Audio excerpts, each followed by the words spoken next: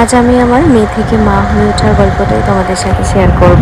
ডেলিভারির আগের দিন থেকে ভিডিওটা শুরু করেছি। আমি অলওয়েজ চেয়েছিলাম যে ডেলিভারিতে যেন এরকম হাসি মুখে যেতে পারি। তো একটু পরেই দিদি ওরা সবাই চলে আসবে, আমার ভীষণ এক্সাইটেড। তো এখন হচ্ছে ডেলিভারির আগের দিন, আমাকে ভীষণ লাইট একটা ডায়েট নিতে বলেছে। তো এখন যাবো আমি একটু ডাল সেদ্ধ করতে, ডাল সেদ্ধ দিয়ে ভাত খেয়ে নেব। কালকে সকাল 7টায় যেহেতু আমার অ্যাডমিট, তো আজকে মোটামুটি 8:30টার মধ্যে আমাকে খাবার খেয়ে নিতে বলেছে, কিন্তু পেট ভরে ভাত খেতে বলেনি, বলেছে ভীষণ অল্প খেতে। তো আমি দুটো দিয়ে একটু মিক্স করে গলা গলা করে একদম লাইট লিকুইড ডায়েটের মতো খেয়ে নেবো। তো চলো ভিডিওটা দেখতে থাকো, আশা করি ভীষণ ভালো লাগবে। এই ব্রো, তাহলে বল, বুনু আসবে না ভাই আসবে? হ্যাঁ, এ কি দেখ, বাড়ি থেকে তুই বুনু বলে এসে এখানে চেঞ্জ হয়ে গেলি। প্রথমে তোমাদের কাছে সরি চেয়ে নিচ্ছি, তার কারণ এখন একটু ব্যাকগ্রাউন্ড নয়েজ আসবে, তোমরা একটু ম্যানেজ করে নিও, কারণ মামামের জন্য ফ্যান তো একদমই অফ করা যাচ্ছে না। তো এখানে আমি ডাল সেদ্ধ বসিয়ে দিলাম। তারপর এখানে মা না, যেহেতু অনেকদিন আমাদের পুজো দেওয়া হবে না, তো মা এখানে আগের দিন রাত্রিবেলায় সব ঠাকুরকে জামা কাপড় পরিয়ে রাখছিল। আর এদিকে দিদিরা চলে এসেছিল, তো দিদিদের গাছের আম নিয়ে এসেছে। বাবা এগুলোকেই, যেগুলো নরম সেগুলোকে আলাদা করে রাখছিল, আর যেগুলো একটু শক্ত সেগুলোকেও আলাদা করে রাখছিল। এখানে কিন্তু দেখো সবাই চলে এসছে, বিপ্র ও দিদি। তো আমি ভাবলাম তাড়াতাড়ি করে আমি আমার খাবারটা খেয়ে নিই, কারণ ডক্টর বলেছে তাড়াতাড়ি করে খেতে। তো এখানে আমি একদম সিম্পল খাবার খেয়েছি, ভাত আর ডাল সেদ্ধ, তার মধ্যে একটা লঙ্কা দিয়েছিলাম। তো এখানে আমার মুখ দেখে তোমরা বুঝতে পারছো আমি অনেকটা এক্সাইটেড ছিলাম, কারণ আমার একটুও সত্যি ভয় লাগছিল না। তার আগেই তোমাদের সাথে লাইভে প্রচুর গল্প করেছি। আমি শুধু ভাবছিলাম যে আমি কখন ওকে দেখবো, যে ও কীরকম দেখতে হয়েছে। আর এর মধ্যেই না মাও চলে এসেছিলো। আসলে ডেলিভারি ডেটটা এতটাই সাডেন হয়েছিল, মানে ওই যে হঠাৎ করে গেলাম আর পরের দিনে অ্যাডমিট, এটার জন্য সবারই আসতে একটু লেট হয়েছিল, কিন্তু সবাই চলেও কিন্তু এসেছিলো। তো বোনও চলে এসেছে, আমি বললাম যা তুই ঘরে চলে যা। এই যে ও ঘরে চলে আসলে, এখানে এসে সবাই গল্প করছিলাম। আর বোন যখনই আসে মোটামুটি একটা চকলেট তো নিয়ে আসে, আর এখানে আমাদের দুজনের মধ্যে চকলেট নিয়ে কাড়াকাড়ি হয়ে গেছে। যদিও বা আমি চকলেটটা আজও খাবো না, আবার কবে খাবো সেটাও জানি না। তো এই নিয়ে মারপিট হয়ে যেতে যেতে আবার দেখলাম দিদিরা চলে এসেছে। তো পুজোকে জিজ্ঞাসা করছিলাম, পুজো তুই ভাই নিবি না বোন নিবি? আর পুজো অলওয়েজ বলে যে আমি বোন নেবো।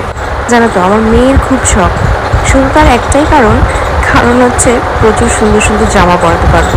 তাছাড়া ছেলে বা মেয়ে দুজনেই আমার কাছে সমান। সকালবেলা জানো তো অনেক ভোরবেলা উঠেছি, রাত্রিবেলা তো 1টা-1:30 অবধি ঘুমিয়ে আসিনি, এতটা এক্সাইটমেন্ট ছিলাম।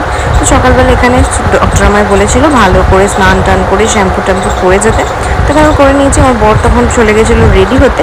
তারপর কিন্তু এই যে আমাদের বাড়ির যে এত ঠাকুর রয়েছে, মা এখানে পুজো করছিল।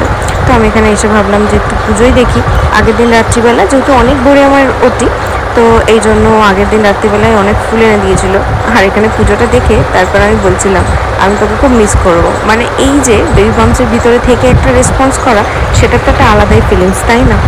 তো ও চলে আসলেও এই বেবি বাম্পসের ভিতরের যে ও রেসপন্সটা, ট্যাপ ট্যাপ করলে যে রেসপন্স ব্যাকটা, সেটা কিন্তু ভীষণ মিস করবো।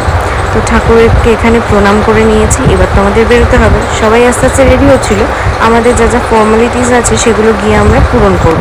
তার জন্য আমি আর ও দুজনে মিলে বাইকেই বেরিয়ে গেছিলাম। আমার যেহেতু সেরকম কোনো কমপ্লিকেশানসই ছিল না, তাই জন্য অসুবিধা ছিল না। আর আমার বাড়ি থেকে নার্সিংহোম তোমাদের আগেও ভিডিওতে বলেছি যে হার্ডলি 5 মিনিট, তাই কিন্তু আমরা এখানে বাইক নিয়ে চলে গেছিলাম। আর ভোরের আকাশটা দেখতে বেশ ভালোই লাগছিল। তো এখানে আজকে ছিল মানডে, আর আমরা চলে এসেছি কিন্তু নার্সিংহোমে। ফ্রম দ্য বিগিনিং আমি আর আমার বর দুজনেই চাইতাম আমাদের একটা বেবি গার্ল হোক, তাহলে আমরা অনেক সুন্দর মতো সাজাতে পারবো। তাছাড়া বেবি গার্ল আর বেবি বয়ের মধ্যে আমাদের কাছে খুব একটা ডিফারেন্স নেই। তো এখানে ওটির জন্য আমাকে রেডি করে দিয়েছে। আর জানো তো তখন থেকেই আমার বর আর কোনো ভিডিও করেনি, আমি জানি না কেন। এখানে যখন লাস্ট ওটিতে ঢোকানো হবে, তখন যখন বাড়ির লোককে দেখানো হয়, তখন দেখলাম আবার একটুখানি ভিডিও করেছে। তো জানি এই সময়টা অনেকটাই ভয়, অনেকটাই কিছু কাজ করে। তো ওটিতে আমি ঢুকে গেছি, আর এরপরেই কিন্তু আমাদের প্রিন্সেস চলে এসেছে। হ্যাঁ, ওটির ভিতরেই আমাকে ভিডিও করে দিয়েছে। এই ভিডিওটাও তোমাদের সাথে অবশ্যই শেয়ার করব, কিন্তু কিছুদিন বাদে। তখন আমার দেখাচ্ছিল যে বলো তো তোমার বেবি গার্ল আর বয়, আমি তখন বলছিলাম বেবি গার্ল। আর আমি এতটাই খুশি হয়েছিলাম যে বলার মতো না। তারপর আমাকে মেটার্নিটি ওয়ার্ডে নিয়ে যাওয়া, দেন সবাই দেখা করে আমার সাথে বাড়িতে চলে এসেছে। আর এর মধ্যেই দেখো মাসিরা চলে এসেছে বাড়িতে। তখন আমি তো পুচকু আসিনি, এটা কিন্তু আমার ডেলিভারি দিনেরটাই বলছি। চলো ওদের নাচ তোমাদেরকে একটু দেখিয়ে দিই।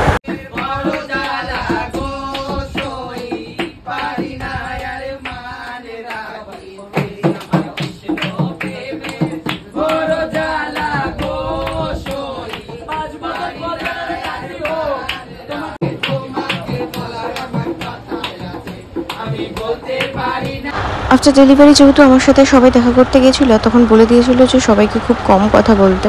তারপরে তার জন্য আর ওরা কেউ ভিডিও টিডিও করেনি। আর আমার বরের মধ্যে কী জানি কী চলছিল জানি না, আমি কোনো ভিডিওই করেনি সেদিন। তো বিকেলবেলা যখন ভিজিটিং আওয়ার্স থাকে তখন বাবা আর ও গেছিলো দেখা করতে। আসলে সবাই গেছিলো, কিন্তু যখন ও আর বাবা একসাথে ঢুকেছিলো তাই ভিডিওটা তখনই করেছিল। কিন্তু আমার জিজ্ঞেস করছিলো তুমি ঠিক আছো? আমি বলছিলাম যে হ্যাঁ ঠিক আছে। তো এই ভিডিওটা আমি সবসময় চেয়েছিলাম একটা মেমোরেবল করে রাখতে, আমি সেইটুকু পেরে ভীষণই খুশি। তো তোমাদের কেমন লাগলো জানি।